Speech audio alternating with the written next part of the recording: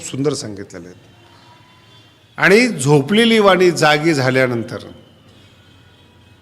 आत भगवंताचं रूप दिसायला लागलं. ते कसं कसं रूप आहे आत, ते सगळं ध्रुवाच्या तोंडातून बाहेर पडलं.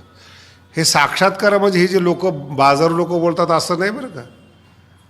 ज्यांना मराठी बोलता येत नाही, ज्यांना गीता कळत नाही, ज्यांना काही नाहीत, यांना संत म्हणून पाया पडणं हे आपल्या मागच्या जन्मातलं पाप म्हणायचं. ईश्वर भेटला याचं पहिलं लक्षण आहे तुमची वाणी दुरुस्त झाली, तुमचं बोलणं दुरुस्त झालं, तुमचे सिद्धांत स्वतंत्र झाले, तुम्हाला बोलता यायला लागलं. आणि ईश्वर भेटून हे जर काहीच करता नाही आलं, ईश्वर भेटल्याचं लक्षण काय? काय केलं तुम्ही एवढे दिवस?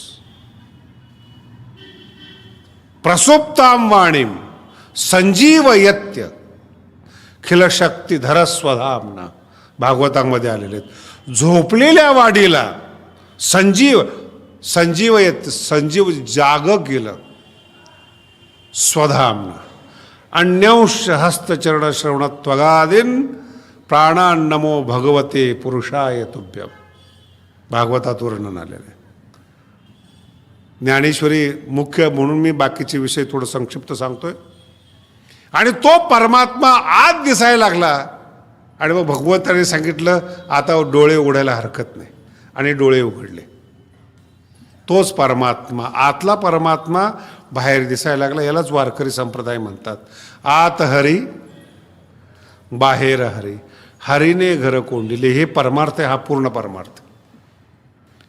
आत जे विश्वरूप दिसायला लागलं, ज्ञानोबाने खूप सुंदर वर्णन केलेत. प्रथम स्वरूप समाधान पावोनी ठेला अर्जुन. प्रथम आतल्या आत स्वरूप समाधान, आत्मस्वरूप आतमध्ये विश्वरूप दिसायला लागलं. प्रथम स्वरूप समाधान पावोनी ठेला अर्जुन. मग उघडले लोचन, पुढचा टप्पा. मग डोळे उघडले, विश्वरूप दिसायला लागलं. जो आत परमात्मा आहे तोच बाहेर दिसायला लागला. आणि मग चमत्कार झाला.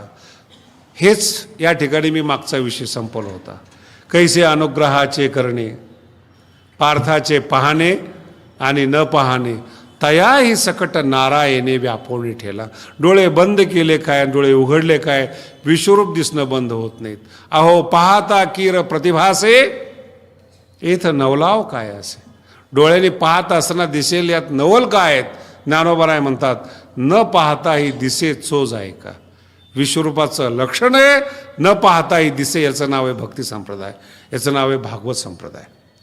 हा 11वा अध्याय. आणि मग वर्णन सुरू केलं. सुरुवातीला फार बरं वाटलं त्याला.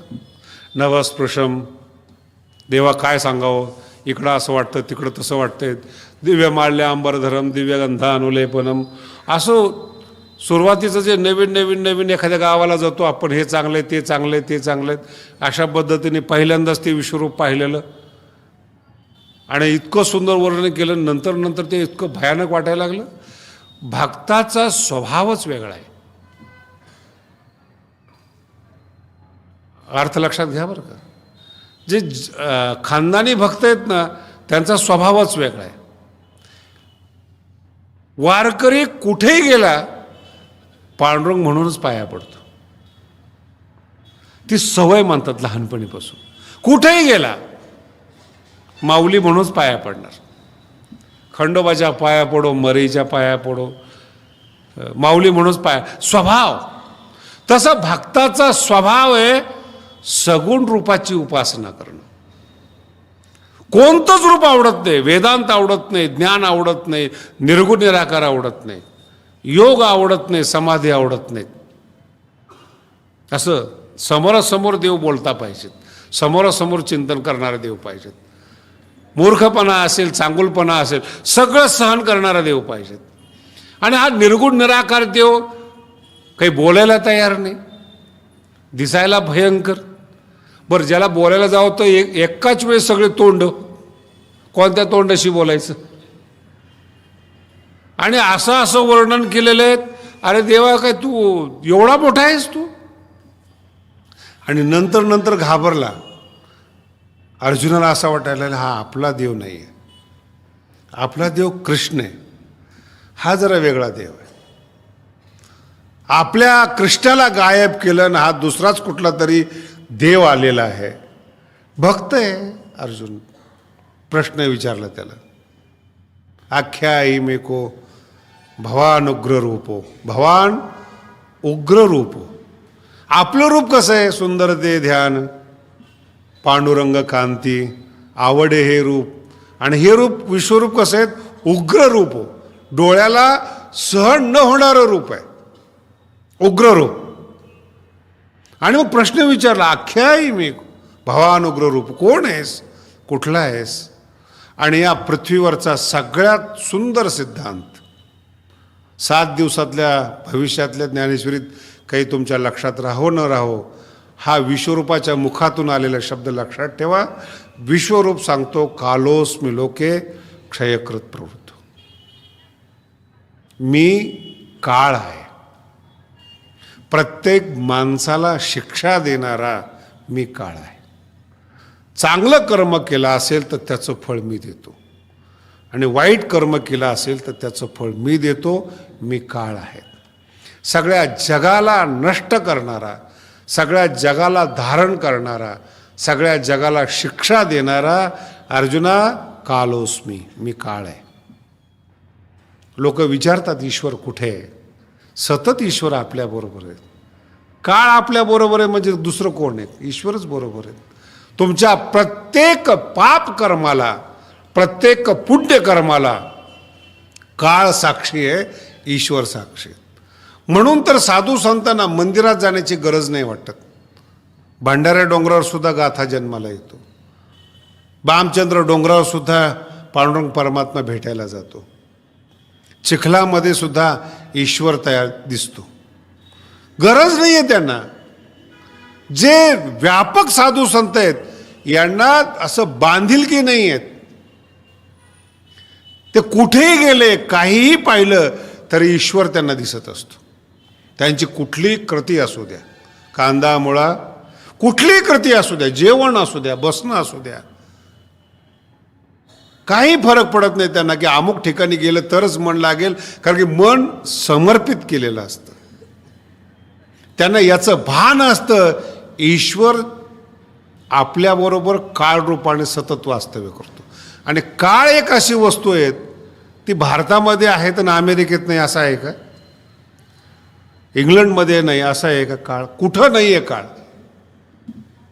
आणि म्हणून सज्जन लोक खूप सुंदर वाक्य देतात.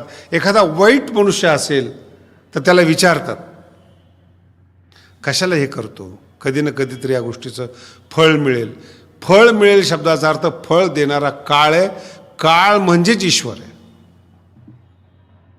ईश्वराने आपलं स्वरूप सांगितलेलं आहे. म्हणून ज्याचा काळ चांगला जातो तोच धन्य आहे. तुकोबारायांचे 2 अभंग तुम्हाला समजून सांगतो. तुकोबारायांना प्रश्न विचारा तुम्ही की तुम्हाला साक्षात्कार कोणी केला?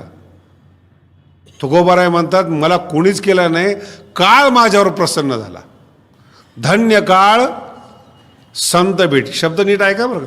धन्य काळ, काळामुळे मला संताची भेट झाली. धन्य काळ संत भेटी, पायी मिठी पडेल तो.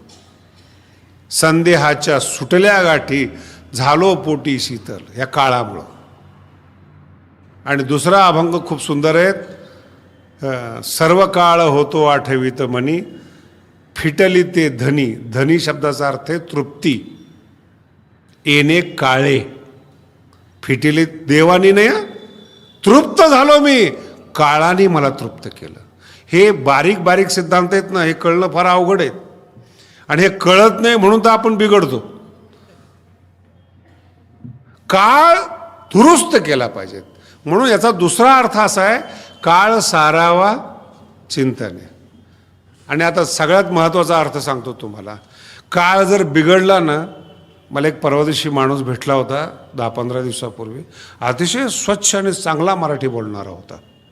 अचानकच वाणी गेली आणि बोबडं बोलणं यायला लागलं. मी तर एवढा हैराण झालो की हा एवढा सुंदर मराठी बोलणारा, त्याला काय झालं नाही म्हणे, एक नस दबली गेली आणि त्याचा परिणाम झाला की वाणीवर झाला. तुकोबाराचा अभंग आठवला, महाराज तुम्ही जगताय ना, हे काळाचे उपकार आहेत तुमच्यावर. काळे दिला अवकाश. अभंगाचा अर्थ नीट लक्षात ठेवा. अजून हातपाय आपले तुटले नाहीत, अजून आपल्याला जिवंत ठेवलेत, अजून आपण विचार करतो, हे काळाचे आपल्यावर उपकार आहेत. काळे दिला अवकाश. अभंग लिहिण्यासाठी, गाथा लिहिण्यासाठी काळाने अवकाश दिला, नाही तर कोण जन्माला आल्याबरोबर मेलेली मुलं जन्माला येतात, जगायचं शिल्लक राहून जातं. आपल्या मुखातून जी वाणी बाहेर पडते, हे काळाने आपल्याला दिलेली संधी आहे. काळ म्हणजेच ईश्वराने दिलेली संधी आहे. प्रत्येक क्षणाला तो आपल्याबरोबर आहे, प्रत्येक ठिकाणी तो आपल्याबरोबर आहे, प्रत्येक क्रियेला तो काळ साक्षी आहे. म्हणून ज्याचा काळ चांगला गेला तो या जगातला धन्य माणूस आहे. म्हणून चिंतन करत असताना ईश्वराने आपल्याला पाहायला पाहिजे, नाही ईश्वरच बरोबर आहे. म्हणून ज्याने काळाचा वापर चुकीचा केला त्याचा अंत काळ बघा कसा जातो ते तुम्हाला कळेल. किडे पडतात महाराज. आणि काय काय एवढे निबरगट असतात ना, एवढं सगळं जरी झालं ना तरी ते काळाला धन्यवाद देतात. महाराज आता काही भोगले ना आम्ही, काय निर्लज्जतेची परिसीमा आहे. महाराज सगळं झालं जीवनामध्ये, किती त्रास होऊ द्या. म्हणलं असं ज्ञानोबराय लिहित नाहीत. आता जे किडे पडायला लागलेत ना तुमच्यामध्ये, इथून भोगायला सुरुवात आहेत. जिथं जायचंय आपल्याला त्याचं पहिलं दुःख हे आहे की तुमच्यामध्ये किडे पडलेत. हे 16व्या 17व्या अध्यायात ज्ञानोबराय स्पष्ट सांगतात. तानहन द्विषदा क्रूरान संसारेषु नराधमान. नीच लोकांना मी किती त्रास देतो हे सगळं 17व्या अध्यायामध्ये सांगितलेलं आहे. आणि सगळ्यात मोठा त्रास कोणता आहे माहिती आहे का? सगळं असून हसत नाहीत. सगळ्यात मोठा त्रास सगळं आहे टेन्शनमध्येच. आता मला हे ज्ञानेश्वरीमुळे, भगवानगडामुळे असे मुख्य माणसाला भेटायचे संबंध येतात, कायम टेन्शनमध्ये. महाराज तुमच्याकडे काही तावीत आहे का, काही मंत्र आहे? म्हणलं कशा करता? नाही जरा, अरे एवढं मिळालंय ना. तसं नाही हो, पण अजून राहिलंही शिल्लक, समाधान नाही. आणि आपला वारकरी संप्रदायाचा सगळा वाङ्मय प्रकार पाहून घ्या. राहे समाधाने सर्व सुखले आलो, सर्व अलंकार आनंदे निर्भर, ही समाधान आहे. आणि हे समाधान देणारा काळ आहे हे विसरू नका. म्हणून काळ, विश्वरूप म्हणजे काय? काळाचं स्वरूप आहे, जो भयंकर आहे, दिसायला घातक आहे. कोणाला वाटतंय आपण मरावं म्हणून? कोणाला वाटतं मृत्यू सुंदर असतो म्हणून? आणि काळ विश्वरूपात दाखवलं काय? हे भीष्मासारखे, द्रोणासारखे काळाच्या तोंडात जाताना दाखवले. घाबरला अर्जुन. देवा हे चिरंजीव अजरामर. भगवंत म्हणले हे तुझ्या दृष्टीने रे, मी काळ आहे, हे माझ्या दृष्टीने हे मेलेलेच आहे. आणि एक विज्ञानाचा सिद्धांत सांगतो काळाचा, तुम्हाला कळलं तर बरं होईल असं मला वाटतं, पण जरा अवघड आहे. अशी काळाची गती असते, एक स्पीड असते, वेग असतो एक काळाचा. त्याला प्रकाश वेग म्हणतात, प्रकाशाचा वेग. सर्वसाधारण एका मिनिटामध्ये 8 लाख किलोमीटर, म्हणजे असं फिक्स धरू नका बरं का 8च म्हणून. पण विज्ञानाचं म्हणणं आहे की प्रकाशाची गती एका मिनिटामध्ये 8 लाख किलोमीटर असते. म्हणजे एका मिनिटामध्ये प्रकाश 8 लाख किलोमीटर प्रवास करतो. मग काही उपग्रह असे की 1 लाख वर्ष तिथं पोहोचायला लागतील. 1 लाख प्रकाश वर्ष. प्रकाश वर्ष म्हणजे एका मिनिटामध्ये 8 किलोमीटर प्रकाश जातो. तर तो प्रकाश जर वर्षभर चालत राहिला तर ते जेवढे किलोमीटर होतील त्याचं नाव आहे 1 प्रकाश वर्ष. आणि काळाचा सिद्धांत असा आहे, वर झालेला म्हणजे एखादा तारा जन्माला आला, एखादा ग्रह जन्माला आला आणि तो कालांतराने नष्ट झाला तर त्याच्यामध्ये स्फोट होतो.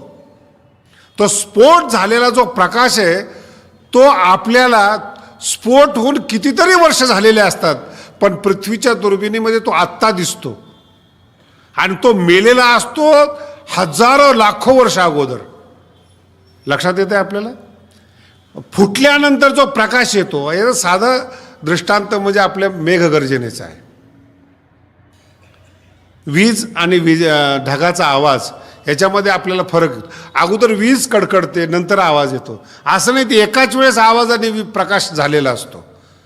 पण प्रकाश वेगवान असल्यामुळं आपल्याला अगोदर दिसतो आणि मेघाची गर्जना नंतर दिसते. तसं वरचा जो तारा फुटलेला आहे, स्फोट झालेला आहे, पृथ्वीवर त्याचा प्रकाश येण्याकरता कितीतरी वर्ष लागतात. तो फुटून नष्ट झालेला असतो, पण आपल्याला इथून दिसतो तो. याला म्हणतात काळ. तसं तोच सिद्धांत गीतेमध्ये स्वतः भगवान श्रीकृष्ण सांगतात, अरे तू यांना जिवंत पाहतो ना, माझ्या रूपामध्ये पहा, हे सगळे मेलेले आहेत. द्रोणाचे भय न धरी, द्रोणाला घाबरू नकोस, भीष्माला घाबरू नकोस. मये वेते निहता पूर्वमेव. येते मया पूर्वमेव, तुला दिसण्याच्या अगोदर मी यांना मारून टाकलेले. तू काय या लोकांचं त्रास घेऊ नको, ताण घेऊ नको, टेन्शन घेऊ नकोस. मये वेते निहता पूर्वमेव निमित्त मात्रम भव सव्यसाची. तुझा बाण निमित्त म्हणून जाऊ दे, त्यांना मी मारलेले आहेत. अर्थ लक्षात ठेवा, भगवंत बोलतात. म्हणून आपलं या जगामध्ये कुणी वाईट करत नाही. जो माणूस असं वाटतं की आपलं वाईट करतो ना, ईश्वराने तो प्रेरित केलेला असतो. म्हणून तर संत प्रतिकार करत नाही. ज्ञानोबराय असो, तुकोबराय असो, संत असो, हे प्रतिकार का करत नाही? प्रेरक कोण आहे? परमात्माच आहे. दुसरा कुणी प्रेरकच नाहीत. का त्याला बुद्धी सुचावी मला येऊन शिव्या द्याव्यात? का त्याला असं वाटावं माझ्या गालामध्ये मारावी? का त्याला असं वाटावं ह्याला त्रास द्यावा म्हणून? त्याला वाटलं त्या अर्थी भगवंताने त्याला प्रेरित केलेले आहेत. आणि भगवंताने जर प्रेरित केलं तर आपण प्रतिकार करू शकत नाही. म्हणून संत सहन करतात, ईश्वराचा प्रसाद म्हणून त्याच्या शिव्या सहन करतात. पण शिव्या देणारा अभंग लिहू शकत नाही. तेवढी प्रेरणा त्याच्यात ईश्वर देत नाही, शिव्यापुरती देतो. म्हणून कधी कधी असा चमत्कार पाहायला मिळतो, विसोबा खेचरसारखा द्वेष करणारा कालांतराने तो ज्ञानोबांचा शिष्य होतो. माऊलीला विचारलं, माऊली तो अगोदर द्वेष करत होता, तुम्ही त्याला पुन्हा शिष्य केलं. कालांतर, तो काळ वेगळा होता आणि आत्ताचा काळ काळाने बदलवला. वाढल्या होता, काळ बदलला, महर्षी वाल्मिक झाला. आता मी त्याला कवित्व शक्ती देतो. त्याचं रामायण साधू संतांनी सांगावं, तो जरी डाकू असला तरी, कारण की तो पूर्वी डाकू होता, पण रामायण लिहिण्याच्या काळात तो महर्षी झाला. मग साधू संतांनी रामायण सांगायला हरकत. याचं नाव आहे कालांतर. काळ बदलला. ज्ञानेश्वर आपण जे आळंदीमध्ये येतो ना, काळ बदलवण्यासाठीच येतो, हे कालांतराने विसरून जातं. गावाकडे काय करत असतो आपण? मग इथं आल्यानंतर आपण बदल होतो, कपड्यामध्ये बदल होतो, बुद्धीत बदल होतो. तिकडं हरिपाठ म्हणता येत नाही आपल्याला, ज्ञानेश्वरी पाठ करता येत नाही, परमार्थाचे संस्कार नसतात. आळंदीत राहिल्यामुळं काळ बदलतो. जी लोक आपल्याला मानत नाही ती पाया पडायला लागतात. माणूस तोच, डोकं तेच. काळ बदलला, मेंदू बदलला. काय झालं? त्याच्या डोक्यात ज्ञानोबांचे विचार आले, त्या विचाराने डोकं बदलवलं. आणि पुन्हा पुन्हा त्याच्या लक्षात आलं की आपणच कुठेतरी संत झालो काय, कुणाला माहिती. पुन्हा काळ बदलला. नाही, अजून कळालं नाही तुम्हाला.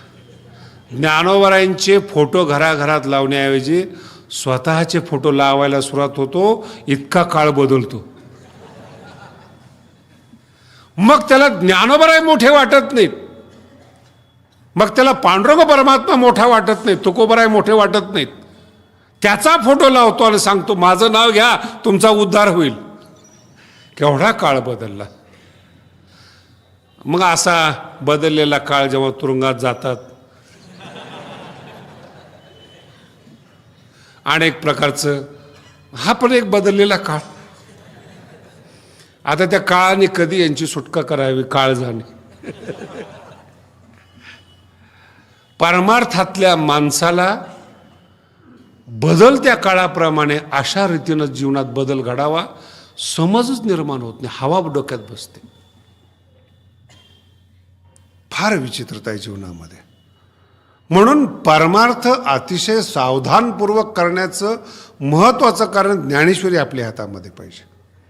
सतत जर ती वाचली ना, मारून मारून ती जागेवर ठेवते. आणि ज्ञानेश्वरीचं एक वैशिष्ट्य असं आहे, आईसारखं वैशिष्ट्य आहे. आईच्या समोर तुम्ही नागवे फिरा, उड्या मारा, किती घाण व्हा, किती स्वच्छ राहा, आईच्या डोळ्याच्या एरियामध्ये जोपर्यंत तुम्ही आहात ना, तुम्हाला कुणाचाच धोका नाही. आईची नजर चुकवली, कोल्ह्या कुत्र्याने तुम्हाला घेऊन जाणार. तुम्हाला माऊलीच्या क्षेत्रात, माऊलीच्या नजरेत जोपर्यंत तुम्ही खेळताय, काही धोका नाही तुम्हाला. अर्जुनाचं तेच आहे हो. कृष्ण सोडून जीवनात नाहीच कोणी. नसेल तपस्वी अर्जुन, नसेल ज्ञानी अर्जुन, पण अर्जुनाशिवाय काहीच नाही. कृष्णाशिवाय अर्जुनाचं काहीच नाही. कृष्ण सर्वस्व आहे, आत्मा आहे श्रीकृष्ण.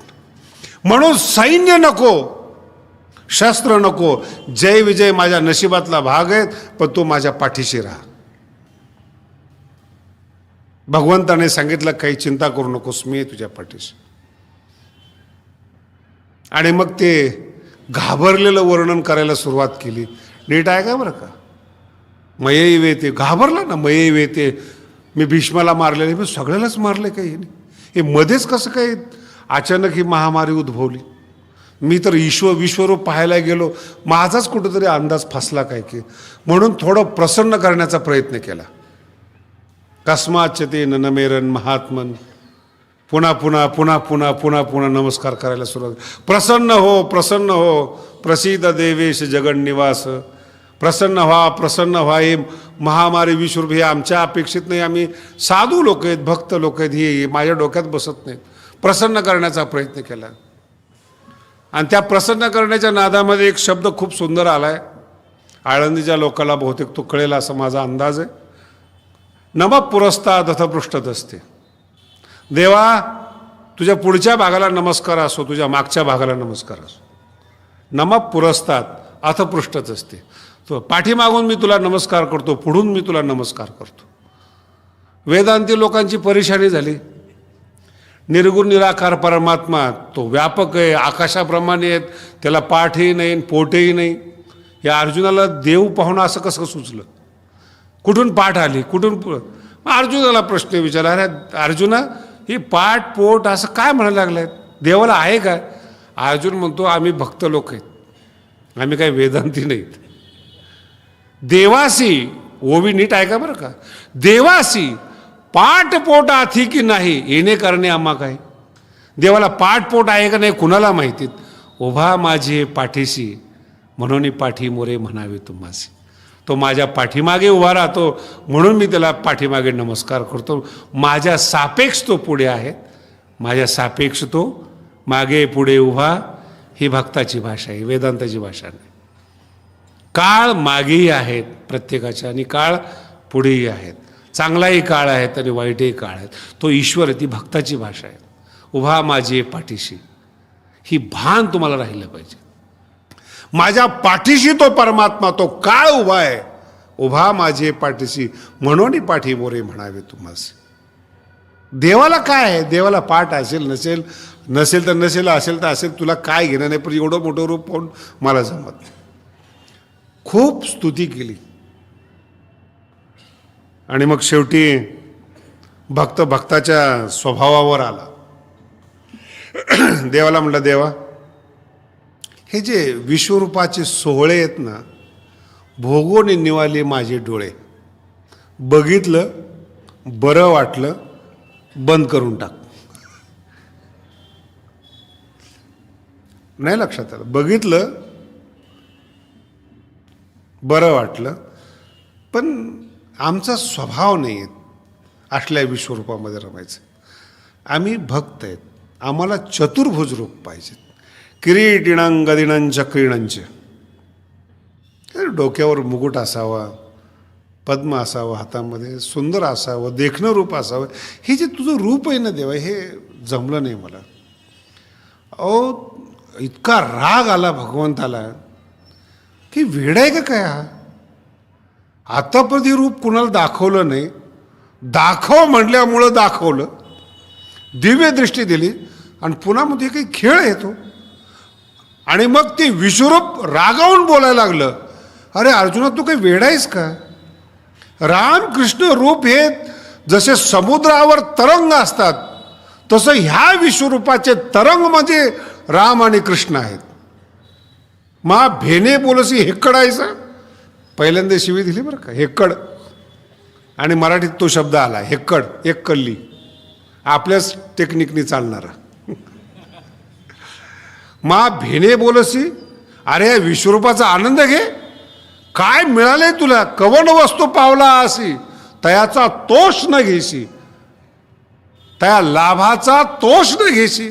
मा भेने बोलसी हेक्कडायचा, तुला काय समजतं काय मिळाले तुला. विश्वरूप म्हणजे काय चेष्टा आहे काय. सगळं ऐकून घेतलं देवा, तुझं सगळी महागडी वस्तू आहेत, सगळं चांगलं आहेत, माझ्या डोक्यात बसत नाहीत. माझा जसा रथावर बसणारा देव होता तसाच तो पाहिजेत, हे रूप मला नको आहे. आणि एखाद्या लहान मुलाच्या हट्टापुढं आई जशी सामान्य होते तसं अर्जुनाच्या हट्टापुढं देव सामान्य झाले. ऐसे वाक्य बोलत खेव, मागुता मनुष्य झाला देव. भगवान श्री ज्ञानोबाराय सांगतात, असं बोलत बोलत बोलत विश्वरूप बाजूला केलं, मागुता मनुष्य झाला देव. आणि मनुष्य झाल्यानंतर सांगितलं, अर्जुना तुला काही माहीत नाही रे, तू काय मिळालं होतं तुला. नाहम वेदैर्न तपसा न दाने न चेज्जया. अरे यज्ञ करून मी कुणाला मिळत नाही, वेदाध्ययन करून कुणाला मिळत नाहीत, तपश्चर्या करून मिळत नाहीत.